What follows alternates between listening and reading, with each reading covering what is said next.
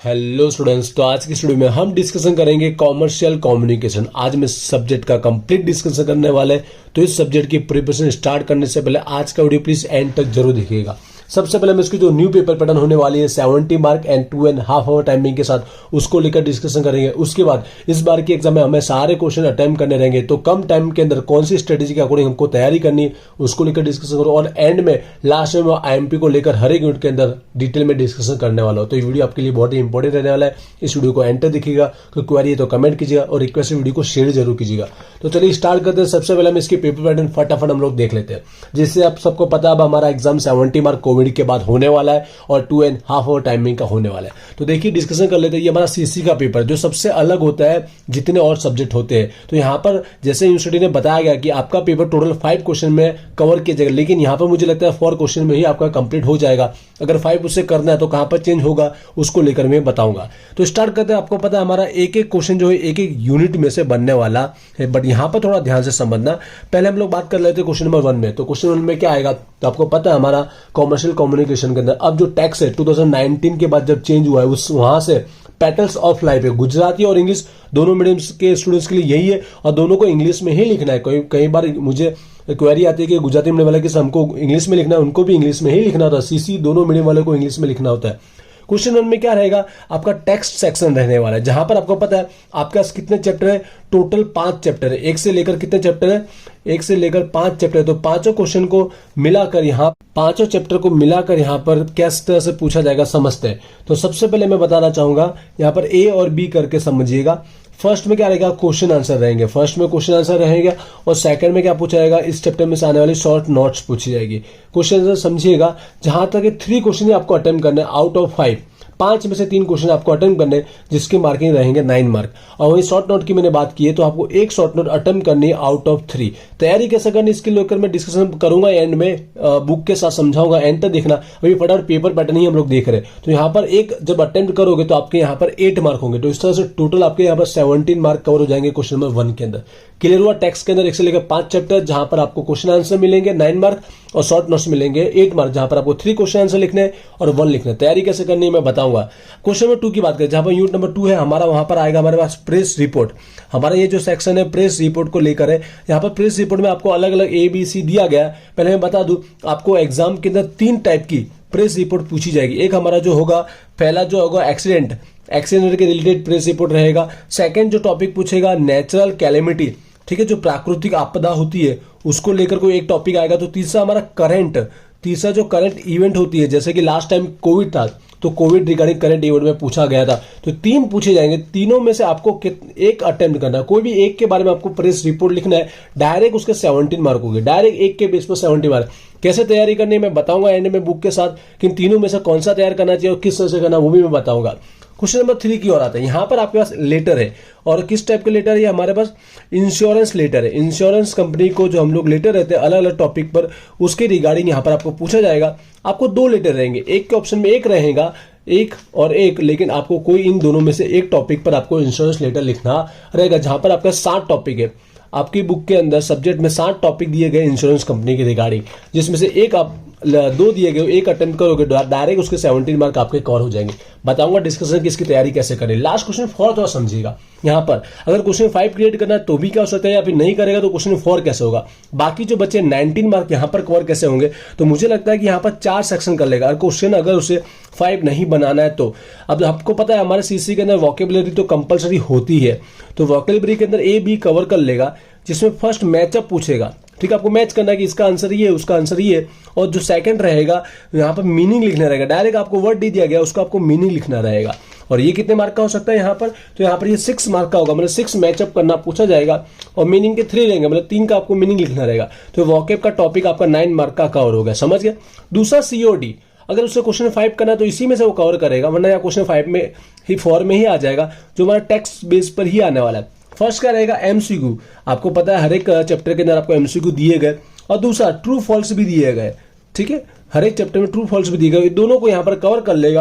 यहाँ पर 5 और 5 के अकॉर्डिंग पूछा जाएगा, तो आपके ऑटोमेटिक ये पे 10 मार्क, तो टोटल 19 मार्क कवर हो जाएंगे। मतलब ये कहाँ पर है, यूनिट नंबर 1 में से पूछा जाएगा। यूनिट नंबर 1 में से COD अगर उसे क्वेश्चन 5 करना है तो ये टेक्स्ट यूनिट नंबर 1 का ही क्वेश्चन 5 में कवर कर लेगा, जहां पर मोस्ट ऑफ एमसीक्यू ही है वो कवर कर सकता है। क्वेश्चन 5 बनाना होगा तो, वरना क्वेश्चन 4 में ही समझिएगा। तैयारी तो हम कर लेंगे, क्वेश्चन 5 अलग करेगा तो भी रेडी हो जाएगा। क्वेश्चन 4 आई होप आपको 19 मार्क क्लियर हुआ होगा।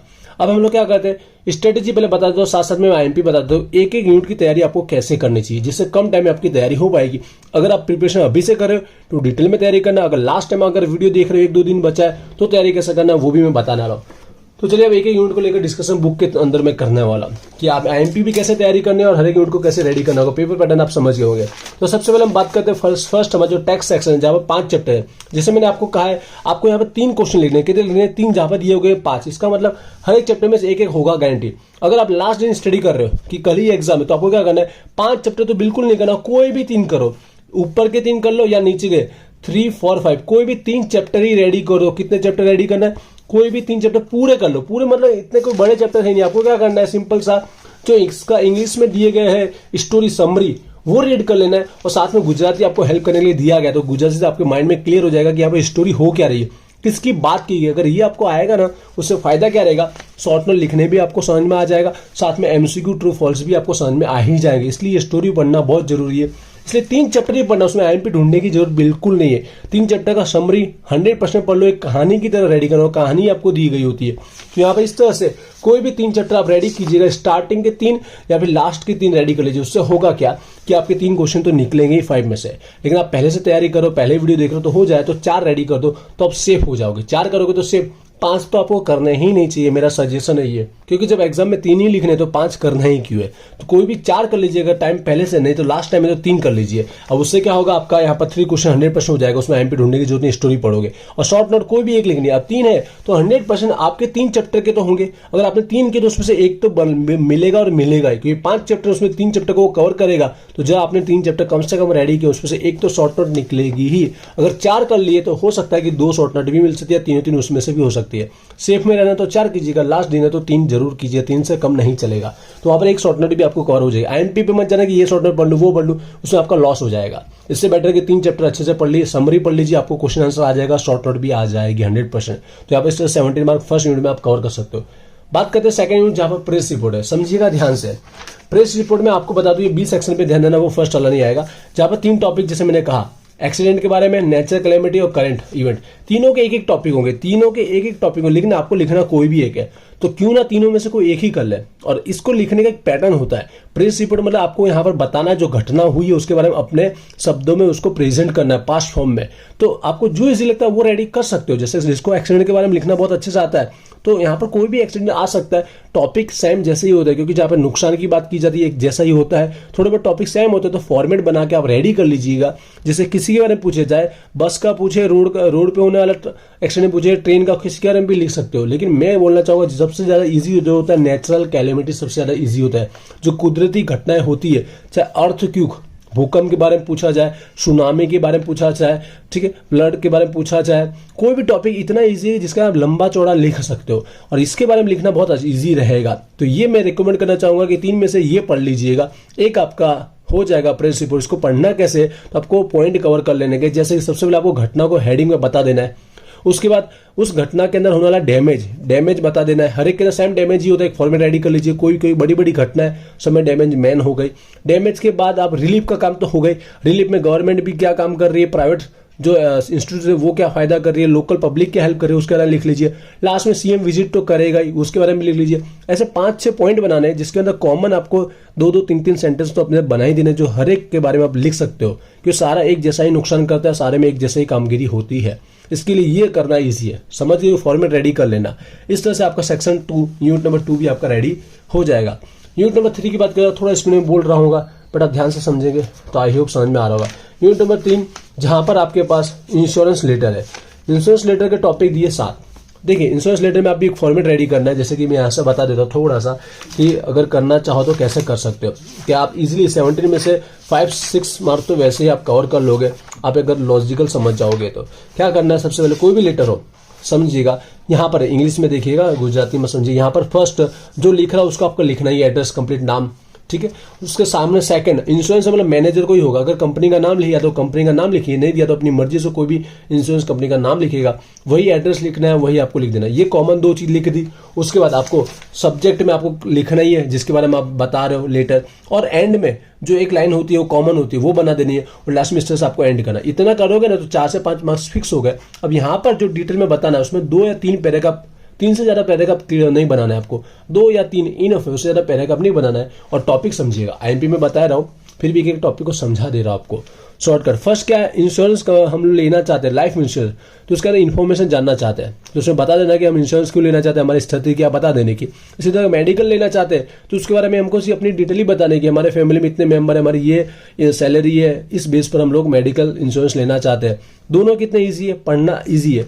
थर्ड टॉपिक है लोन ले रहा है, अगर हमने अगर इंश्योरेंस ले लिया तो हम चाहते हैं कि अगर हमको लोन चाहिए तो कितना मिल सकता है, लोन क्यों चाहिए, कोई भी रीजन बता दो, मैरिज का रीजन बता दो, कोई नई कंपनी बना रहे हो, कोई ट्रक ले रहे हो, फाइनेंस, आप अलग अलग रीजन कोई भी ले सकते हो। ऐसा नहीं कि बुक में जो छपा वही, ये अपनी विचार शक्ति पे कोई भी बता सकते हो, आपका राइट ही होगा, बस लिखना अच्छे से आपको।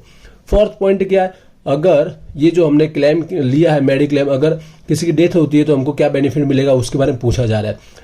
तीसरा, अगर मेडिकल की सिचुएशन में हमको किस तरह से उसका पैसा रिटर्न मिलेगा उसके बारे में पूछा जा रहा है।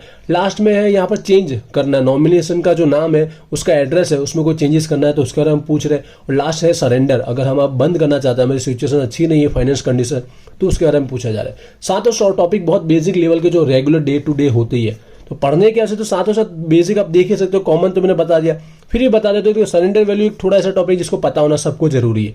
उसके बारे ये जो हमारा क्लेमिंग के बारे में, इन दोनों में से कोई एक टॉपिक आ सकता है, ठीक है, क्योंकि सारे आ चुके एग्जाम, ऐसा कुछ है नहीं खास, सारे आ चुके हैं। उसके बाद लोन के बारे में भी टॉपिक कितनी बार पूछा गया है, उसके साथ साथ यहाँ पर इन्फॉर्मेशन के बारे में दोनों में से किसी के बारे में पूछा गया है, तो फर्स्ट वाला इन्फॉर्मेशन पहले पढ़ लीजिएगा। इन्फॉर्मेशन के बारे में इन दोनों में से भी पूछा गया है, वहीं पर क्लेमिंग के बारे में भी एक पूछा गया है, और लास्ट में सरेंडरिंग के बारे में पूछा है। 4 टॉपिक मैंने यहाँ पर क्लियर किए हुए, पर हो सके तो प्लीज 7 में से 5 करके चले जाइएगा, जिससे कोई भी एक लिखना आपके लिए आसान हो जाएगा। फर्स्ट टॉपिक आपको पढ़ लेना है, क्लेम के 2 टॉपिक आपको पढ़ लेना लास्ट में, या सरेंडर की मैंने बात की वो पढ़ लेना है। बाकी जो 2 एक्स्ट्रा बच गए हो सके तो ऊपर से देख के चले जाना है। लोन के बारे में प्लीज मैंने बोला वो पढ़िएगा, 1st, 3rd, 4th, 5th और 7th, वैसे हमारे 5 हो गए। आईएमपी से ज्यादा लिखना कैसे वो आपको पता होना चाहिए, जिससे कि आईएमपी पे आपको डिपेंड रहना नहीं पड़ेगा। लास्ट हमारा सेक्शन पे आते हैं हमारा 4th नंबर पे। अगर मैं चाहूँ तो सीसी को डिटेल में आपको समझा सकता हूँ कि एक एक चीज, कि आपको क्वेश्चन आंसर कैसे लिखना, अटेम्प्ट करना है, ये रिपोर्ट कैसे रेडी करनी है, या फिर आपको इंश्योरेंस लेना तो कैसे रेडी करना, चाहे अंदर कोई भी टॉपिक हो। बट हमारे पास टाइम कम है, मैं अकेले मुझे सारे सब्जेक्ट कवर करने पड़ते हैं, इसलिए यहाँ पर टाइम कम होता है। लास्ट हमारे टॉपिक में आपको वॉकेब में 50 वर्ड्स दिए गए, तो 100% 50 में से आप चाहो ना 25 जितने वर्ड्स अगर रेडी कर लेते हो तो आपका काम इजीली मैचअप में हो जाएगा, क्योंकि मैचअप में अगर 3 मैचअप आपको आ जाते हैं तो बाकी मैचअप करना भी इजीली आपको आ जाता है, और मीनिंग भी आपको उसमें से मिल ही जाती है। ऐसे तो 50 वर्ड आप देखा जाए तो 50 मिनट में रेडी कर सकते हो, अगर पहले तैयारी कर रहे हो, लेकिन लास्ट टाइम कर रहे हो तो स्टार्टिंग के 25 या एंड के 25 आपको रेडी कर लेना है। इजीली आपको उसमें से 3 मैचअप वाले मिल जाएंगे, मीनिंग वाला भी आपको मिल ही जाएगा। उसके बाद यहाँ एमसीक्यू ट्रू फॉल्स की मैंने बात की, तो आपके बुक के अंदर ही दिया गया, अगर स्टोरी पढ़िए ना तो ऑटोमेटिक आपको एमसीक्यू का आंसर आता है, क्योंकि कई बार बैठा बैठा एमसीक्यू इसमें से आ जाता है, या कई बार बना के पूछा जाता है, स्टोरी बेस बना के पूछा जाता है, वो आपको आ जाएगा अगर स्टोरी पता है तो, और साथ में ट्रू फॉल्स। तो आई होप ये सारे सेक्शन की मैंने डिटेल में बात कर ली कि यूनिट को लेकर कहाँ से तैयारी कैसे करनी, और क्या क्या एमपी रहता है, एमपी से ज्यादा कैसे तैयारी करनी है, वो मोस्ट इंपॉर्टेंट टॉपिक होता है कि तैयारी कैसे करनी है, सीसी में लिखना कैसे, और कौन कौन से टॉपिक किस तरह से पूछे जाते हैं। आई होप हर एक के बारे में क्लियर हो गया होगा। फिर भी कोई क्वेरी तो मुझे कमेंट कीजिएगा, इस वीडियो को शेयर जरूर कीजिएगा, इंस्टाग्राम पे भी जरूर फॉलो कीजिएगा। मिलते हैं नेक्स्ट वीडियो में। Wish you all the best, thank you.